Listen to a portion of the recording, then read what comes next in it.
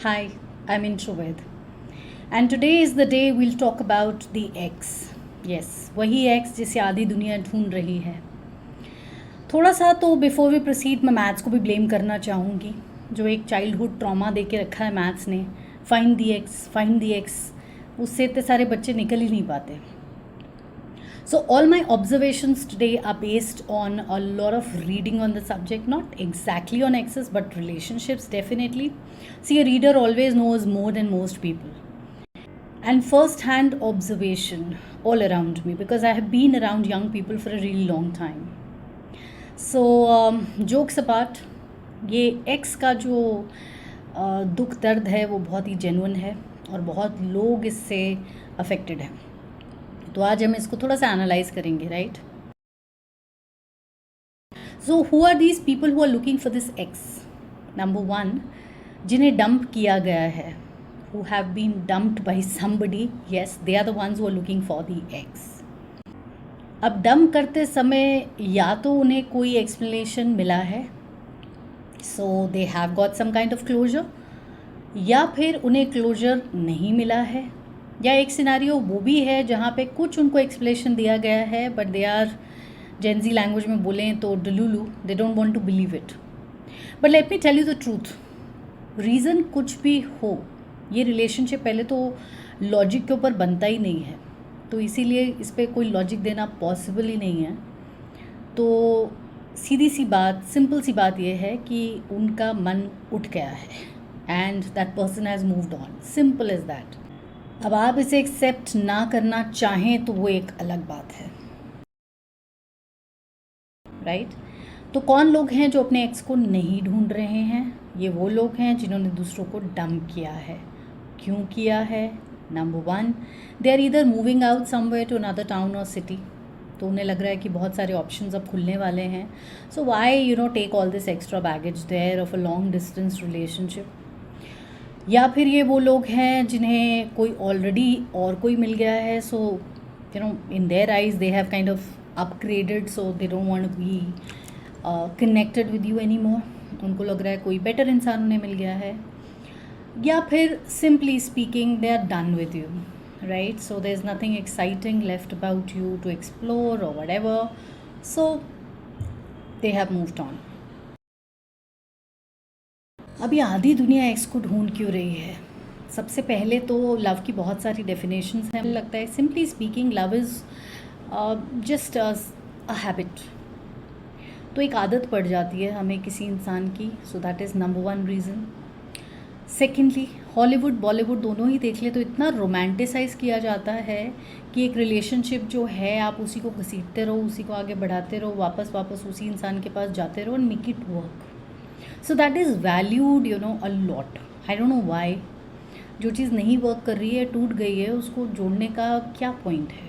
I mean वो तो टूटी रहेगी ना. It will be always mangled, broken, cracked, so there is no point. But then still it has been valued by Hollywood Bollywood. इतना romanticise उसको करके रखा है कि नो मेक इट वर्क. और प्रॉब्लम है जो हम सब में है कि हम लोग हमेशा पास्ट को ना रोज़ कलर्ड ग्लासेस से देखने लगते हैं. वो टाइम कितना भी बुरा हो, but you will see people thinking back on the good old days. इसलिए स्कूल डेज सबको पसंद है. You will rarely come across somebody जिसको स्कूल डेज पसंद नहीं है, except for I think those people who have been bullied a lot because of their weight issues और some सच physical issues, जिसकी वजह से बच्चे उन्हें एक्सेप्ट नहीं करते थे. तो एक ये बुरी आदत है कि पास्ट को हमेशा रोज़ कलर ग्लासेस में से देखना, उसको कलर कर देना, जैसे कि बहुत कुछ अच्छा उस टाइम हो रहा था, जबकि ऐसा रियलिटी है नहीं. हम लोग ऑब्जेक्टिविटी छोड़ देते हैं जब हम पास्ट को देखते हैं. And another very important reason is those people are suffering from low self esteem. अगर आप रिलेशनशिप में दूसरे इंसान को ही सबसे ज़्यादा इंपॉर्टेंस देते चले जा रहे थे तो आप लो सेल्फ एस्टीम के शिकार हैं, माय डियर फ्रेंड. तो ऐसे में आप कॉन्स्टेंटली यही इवैल्यूएट करते जाएंगे कि काश मैं ये कर लेती या ये कर लेता तो वो रुक जाता, ये रुक जाती. बट ऐसा कुछ भी नहीं है. It has nothing to do with you, trust me on this. I mean जिसको मूव ऑन करना है वो करेगा, जिससे रुकना है वो रुकेगा. Simple as that. It has nothing to do with how you gonna change yourself, और आपको अपने आप को किसी के लिए क्यों बदलना है. So self love is very important over here. अब क्या करें जब एक्स चला जाए तो बहुत सारा रोएं, मातम मनाएं. Let it be a grieving period, a morning period. Definitely yes, I support that. किसी को 1 हफ़्ता लगेगा, किसी को 2 हफ़्ते लगेंगे, किसी को महीना लग जाएगा. और इसी बीच में मैं हाईली रिकमेंड करूँगी, go for a makeover. Whether you are a boy or a girl, you are a man or a woman, I mean that's highly recommended. Gym नहीं गए, वहाँ जाओ. हेयर कलर नहीं कराया, कराओ. Get a different haircut, look different. क्योंकि अब होगा क्या कि जब आप ये फ़ोटोज़ और वीडियोज़ अपने खुश रहने की सोशल मीडिया पे पोस्ट करेंगे, तो क्या होता है ना, जो एक्सेस बड़े प्यार से जाते हैं आपको समझाते हुए, आपके दोस्त बनते हुए, बड़ा प्यारा सा ब्रेकअप रहता है उनका, तो वो क्या करते हैं ना कि अपने पीछे से दरवाज़ा जो है पूरा बंद करके नहीं जाते, थोड़ा सा ना खोल के जाते हैं. तो ताकि उसमें एक मार्जिन रहता है. तो आप नोटिस करेंगे एक और पैटर्न कि जब भी उनका लड़ाई होगा, उनकी आगे गर्लफ्रेंड बॉयफ्रेंड के साथ, तो they always come back to you to cry over your shoulders. तो आप वो कंधा बन जाते हैं. जब कोई नहीं है तो आप रहते हो, और उनको एक कॉन्फिडेंस रहता है कि आप तो हो ही. What I recommend is do yourself a favour. एक मेक ओवर फिज़िकली ही नहीं अपने आप को देना है, मेंटल मेक ओवर भी देना है. ये जो आपको झटका लगा है ना, इससे कुछ सीखिए. तो कोई भी ऐसा रिलेशनशिप जिसमें आपको एक्सपेक्ट करा जा रहा है कि आप ही उसको सपोर्ट करेंगे, आप अपने आप को बदलेंगे, it doesn't work like that. अगर वो 50-50% पार्टनरशिप नहीं है तो वो बहुत ही बकवास किस्म का रिलेशनशिप है. वो सिर्फ इस चीज़ के ऊपर टिका हुआ है, जब तक आप सैक्रिफाइस करते जाएंगे ये चलता जाएगा. जिस दिन आपने मना कर दिया या आप रुक गए तो ये ख़त्म है. सो ऐसे रिलेशनशिप की कोई भी लाइफ नहीं है आगे.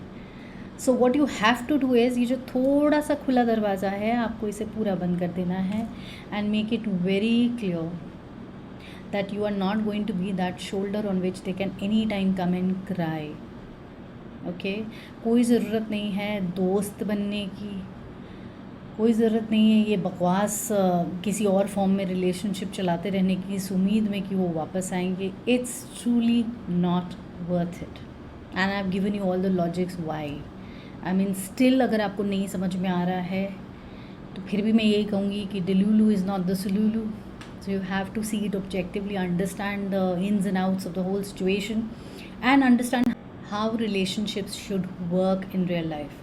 ऐसी रिलेशनशिप्स जिसमें थोड़ा आप एडजस्ट करें, थोड़ा सामने वाला एडजस्ट करे, तो it turns out to be beautiful. लेकिन कोई आपको बहुत हद तक बदलने की कोशिश कर रहा है या अपने डिमांड्स रख रहा है, then you have to watch out and back off in time. ये जो एक्स है वो एक्स है फॉर अ रीज़न.